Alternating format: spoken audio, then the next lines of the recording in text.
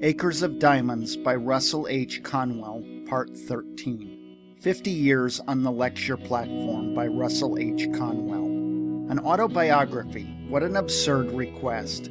If all of the conditions were favorable, the story of my public life could not be made interesting. It does not seem possible that any will care to read so plain and uneventful a tale. I see nothing in it for boasting, nor much that could be helpful. Then I never saved a scrap of paper intentionally concerning my work to which I could refer. Not a book, not a sermon, not a lecture, not a newspaper notice or account, not a magazine article, not one of the kind biographies written from time to time by noble friends have I ever kept as a souvenir, although some of them may be in my library. I have ever felt that the writers concerning my life were too generous and that my own work was too hastily done.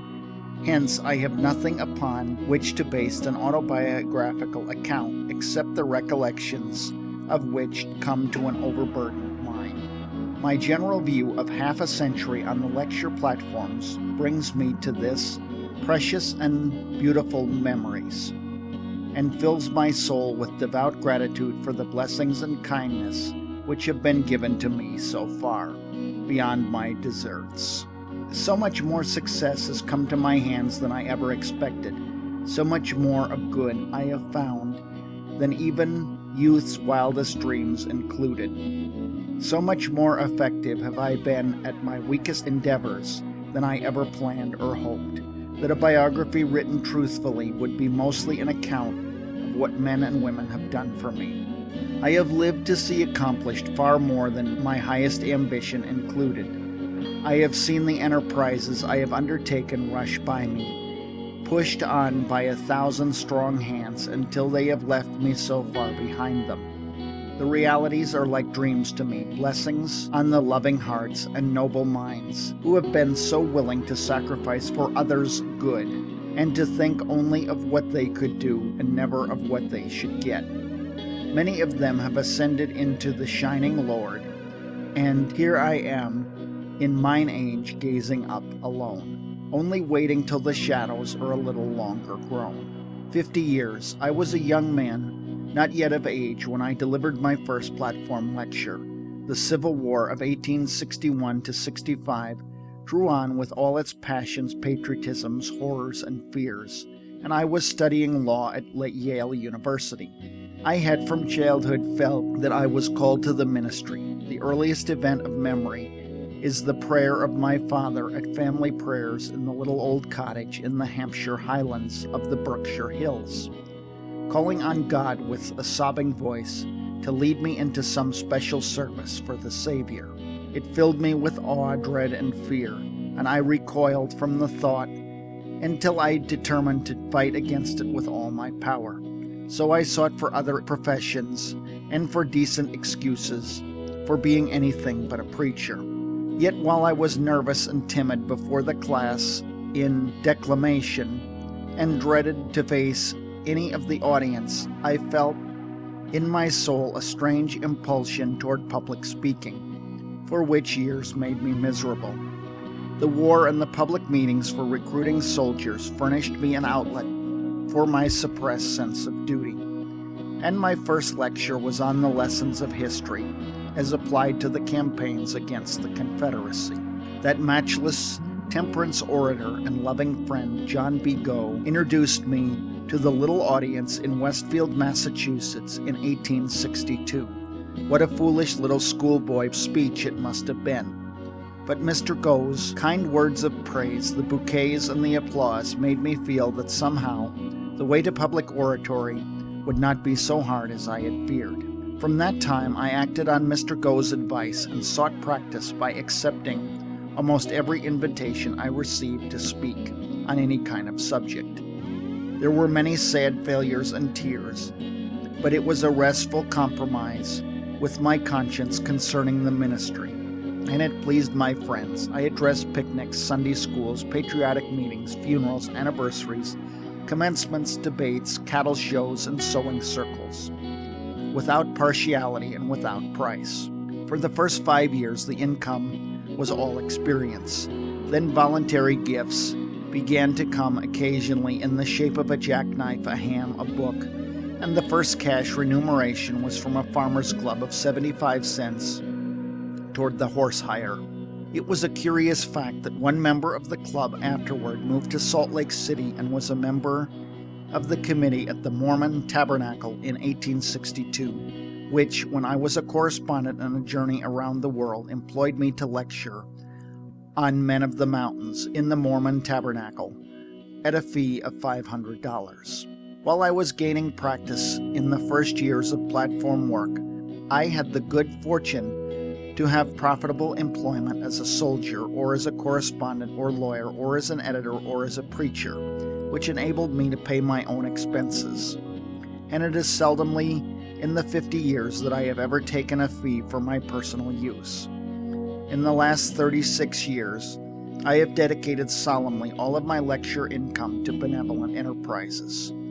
If I am antiquated enough for an autobiography, perhaps I may be aged enough to avoid the criticism of being an egoist when I state that some years I have delivered one lecture, Acres of Diamonds, over 200 times each year at an average income of about $150 for each lecture. It was a remarkable good fortune which came to me as a lecturer when Mr. James Redpath organized the first lecture bureau ever established. Mr. Redpath was the biographer of John Brown of Harper's Ferry renown, and as Mr. Brown had long been a friend of my father's, I found employment, while a student on vacation, in selling that life of John Brown. That acquaintance with Mr. Redpath was maintained until Mr. Redpath's death. To General Charles H. Taylor, with whom I was employed for a time as a reporter for the Boston Daily Traveler, I was indebted for the many acts of self-sacrificing friendship which softened my soul as I recall them. He did me the greatest kindness when he suggested my name to Mr. Redpath as one who could fill in the vacancies in the smaller towns, where the great lights could not always be secured. What a glorious galaxy of great names that original list of Redpath lecturers contained. Henry Ward Beecher, John B. Gough, Senator Charles Sumner, Theodore Tilton, Wendell Phillips, Mrs. Mary A. Livermore, Bayard Taylor, Ralph Waldo Emerson, and many of the great preachers, musicians, and writers of that remarkable era.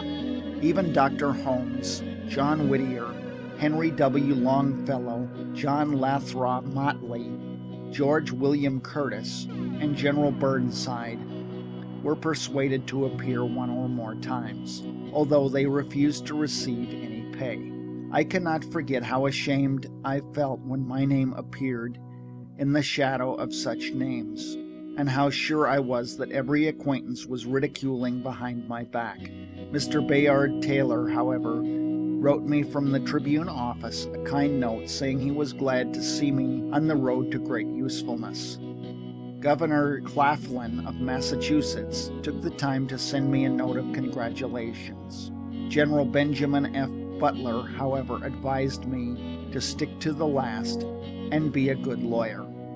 The work of lecturing was always a task and a duty. I did not feel now that I ever sought to be an entertainer. I am sure I would have been an utter failure but for the feeling that I must preach some gospel truth in my lectures, and at least that much toward the ever-persistent call of God. When I entered the ministry, 1879, I had become so associated with the lecture platform in America and England that I could not feel justified in abandoning such a great field of usefulness. The experiences of all of our successful lectures are probably nearly alike. The way is not always smooth, but the hard roads, the poor hotels, the late trains, the cold halls, the hot church auditoriums, the overkindness of hospitable committees, the broken hours of sleep or annoyances one soon forgets, and the host of intelligent faces, the messages of thanks, and the efforts of the earnings on the lives of young college men can never cease the daily joy. God bless them all. Often I have been asked if I did not in 50 years of travel in all sorts of conveyance meet with accidents. It is a marvel to me that no such event ever brought me harm. In a continuous period over 27 years, I delivered about 2 lectures in every 3 days. Yet I did not miss a single engagement. Sometimes I had to hire a special train, but I reached the town on time, with only a rare exception, and then I was but a few minutes late. Accidents have preceded and followed me on trains and boats, and were sometimes in sight, but I was preserved without injury through all the years. In the Johnstown flood region, I saw a bridge go out behind our train. I was once on a derelict steamer in the Atlantic for 26 days. And another time, a man was killed in the berth of a sleeper I had left a half hour before. Often I have felt the train leave the track, but no one was killed. Robbers have several times threatened my life, but all came without loss to me. God and man have never been patient with me. Yet this period of lecturing has been, after all, a side issue. The temple and its church in Philadelphia, which when its membership was less than 3,000 members for so many years, contributed through its membership over $60,000 a year for the uplift of humanity, has made a life of continual surprise, while the Samaritan Hospital's amazing growth and the Garrettons Hospital's dispensaries have been so continually ministering to the sick and poor, and have done such skillful work for the tens of thousands who ask for their help each year, that I have been made happy while away lecturing by the feeling that each hour and minute they are faithfully doing good.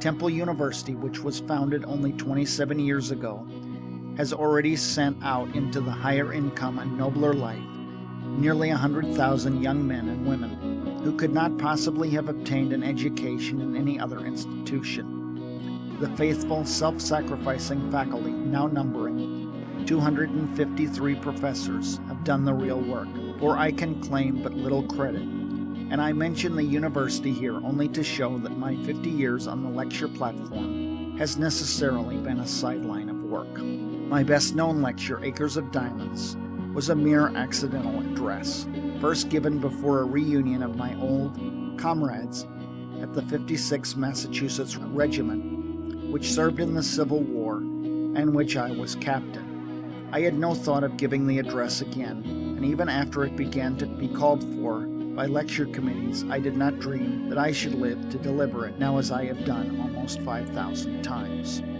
What is the secret of its popularity? I could never explain to myself or others. I simply know that I always attempt to enthuse myself on each occasion, and the idea that it is a special opportunity to do good, and I interest myself in each community and apply the general principles with local illustrations.